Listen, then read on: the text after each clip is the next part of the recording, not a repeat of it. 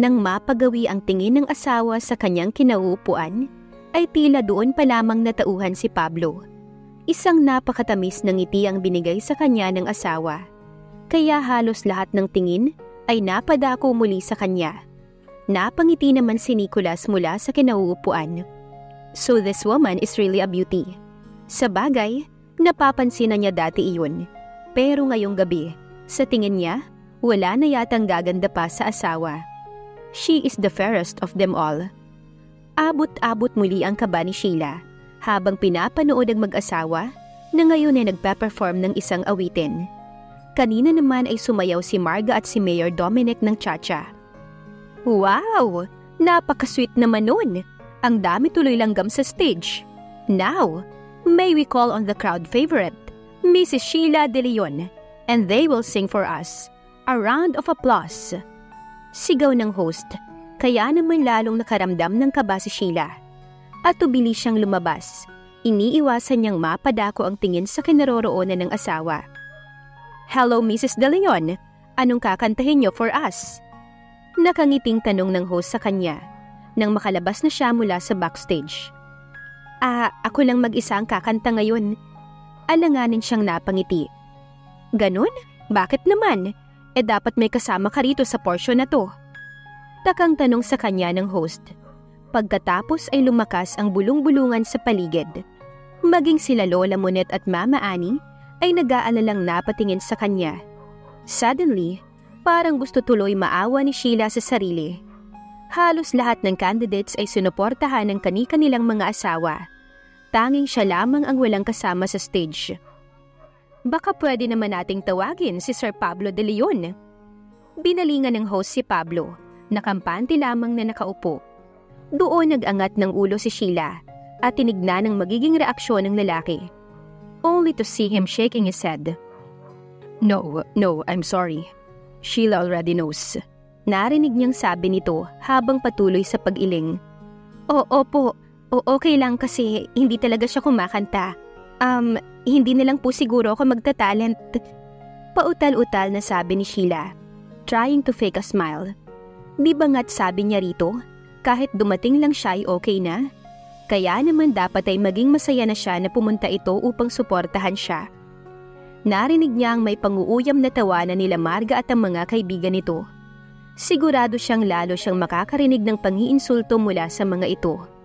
Akma na siyang babalik sa backstage nang biglang tumugtog ang kanta na dapat ay kanilang kakantahin ni Pablo. And then she heard someone singing the male part. Otomatiko siyang napalingon. Ang buong akala niya ay nagbago ang isip ni Pablo. Pero hindi ito ang nakita niya na may hawak ng mikropono, kundi si Nicholas. Lumapit ito sa kanya. Hi, hindi ko matiis na malungkot ka. Saka sayang yung 20%. Baka ikatalo mo pa yun. Bulong nito sa kanya. She can't help but to smile. Sa totoo lang, mahalaga sa kanya ang contest na to.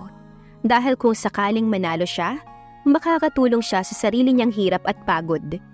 Sinulyapan niya ang kinaroroonan ni Pablo. Nakamasid lamang ito sa kanila, with his hard-to-read facial expression. Nang tumingin siya sa gawin nila Lola Monet at Mama Annie, maging ang mga ito ay tila nagulat sa ginawa ni Nicholas. Pero nang makita niya ang senyas ni Lola Monet na magpatuloy lamang siya, lakas loob niyang kinuha muli ang mikropono para kantahin ang kanyang parte sa kanta. Palakpakan ng lahat nang marinig ang tinig ni Sheila. It seems like there are thousands of angels singing sa tuwing bubukas ang bibig nito.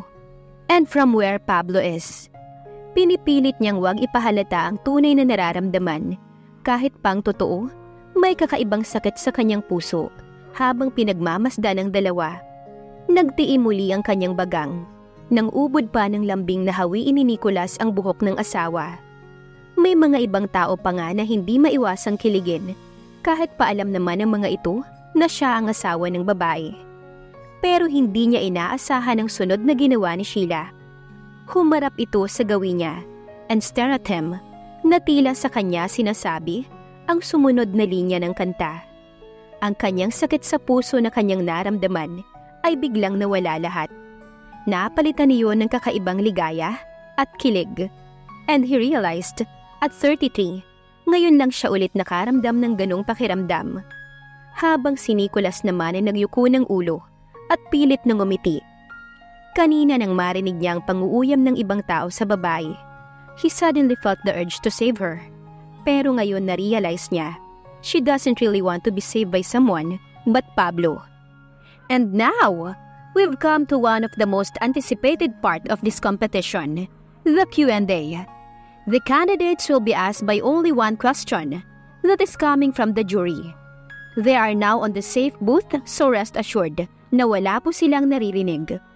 May we call on our candidate number 1, Mrs. Lani Sandoval. Lumapit ang asawa ng congressman na kaibigan din ni Marga sa unahan. She is looking so regal, sa royal blue niyang gown. An expensive taste from head to toe. But of course, alam ni Pablo na masama ang ugali ng babaeng nasa harapan dahil minsan na siyang paibigin ito.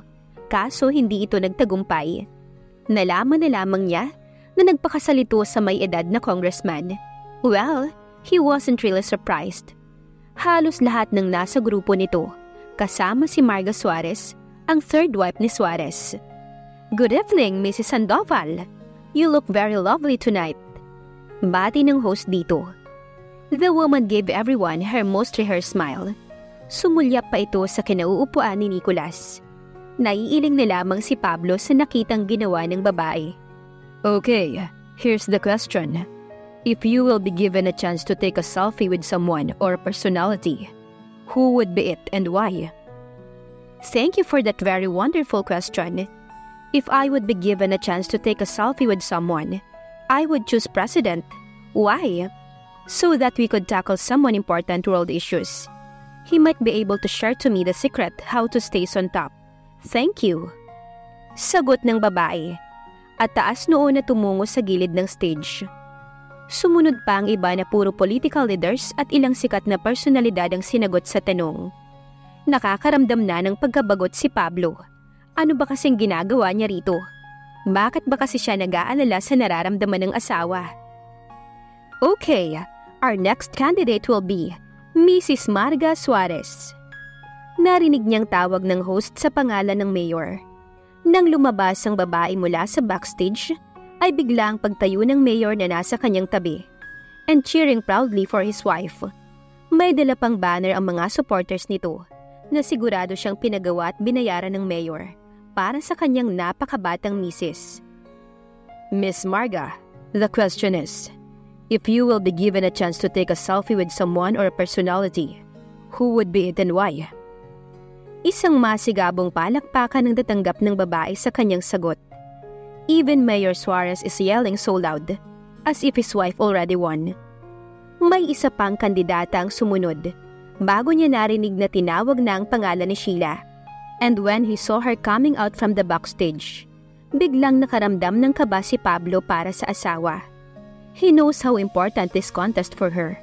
Hindi para sa sarili, kundi para na rin sa iba. At hinahangaan niya ang kanyang asawa dahil dito. She's full of compassion and very unselfish. Welcome back on stage, Mrs. De Leon. How was your experience inside the special booth? Tanong ng host na babae. Okay lang. Parang nabingi ako dun sa headset na nilagay sa akin.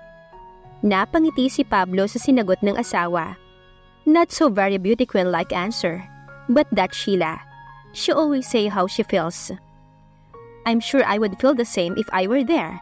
But okay, the question is, if you will be given a chance to take a selfie with someone or a personality, who would it be and why? Pakiramdam ni Pablo ay nahigit niya ang kanyang paghinga nang iabot ng host ang mic sa asawa at saglit itong natigilan. He closed his eyes. Parang gusto niya tuloy magdasal ulit ngayon na matagal na niyang hindi ginagawa. But then, he heard her speak. If I would be given a chance to take a selfie with someone, I will choose the loneliest person. Sagot ni Sheila. Narinig ni Pablo ang mahinang pagngisi ni Mayor Suarez, as if he heard something funny. Maging ang mga tao ay tila hindi nakuha ang sinagot ni Sheila. Why not?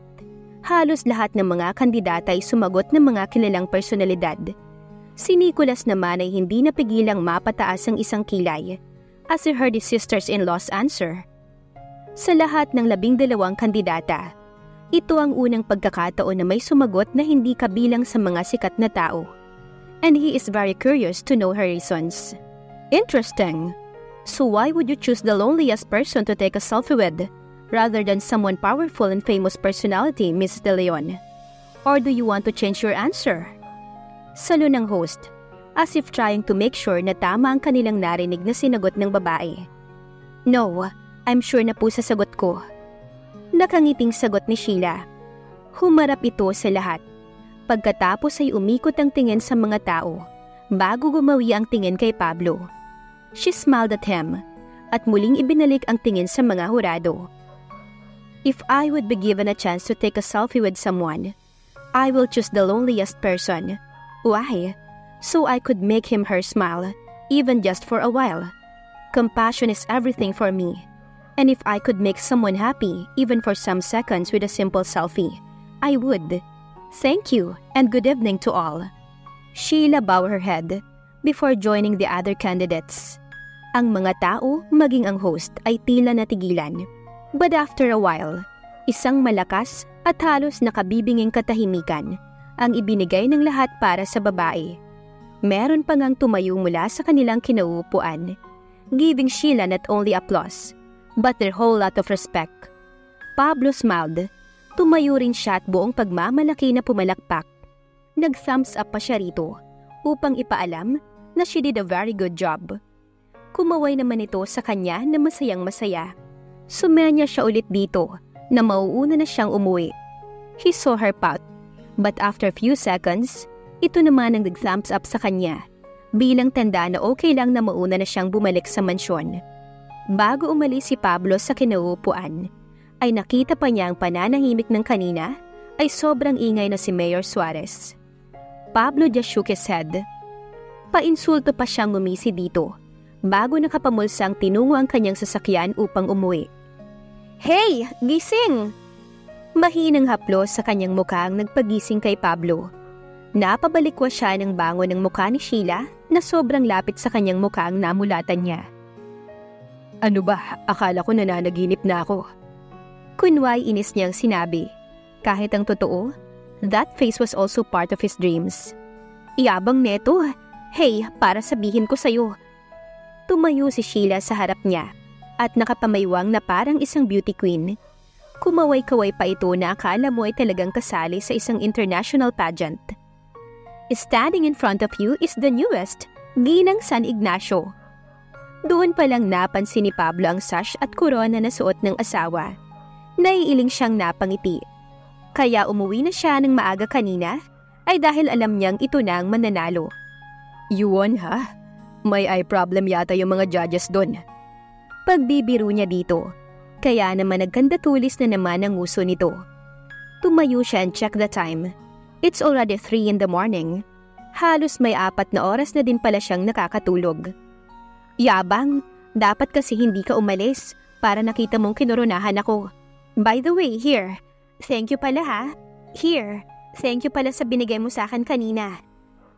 Nilingon ni Pablo ang iniabot nito. Ang paper bag na pinaglagyan ng mga alahas na binigay niya rito. Ano yan? Yung necklace sa earrings. I know, pero bakit mo binabalik sa akin? Sa'yo to hindi ba? Tapos na naman na yung contest, kaya I'm bringing this. Itago mo na yan. Sa'yo yan, Sheila. Aniya. Pumasok siya sa restroom. Nagulat pa siya nang lumabas siya ay nasa tapat ng pinto si Sheila. Oh my God! Ano ba kasing ginagawa mo dyan?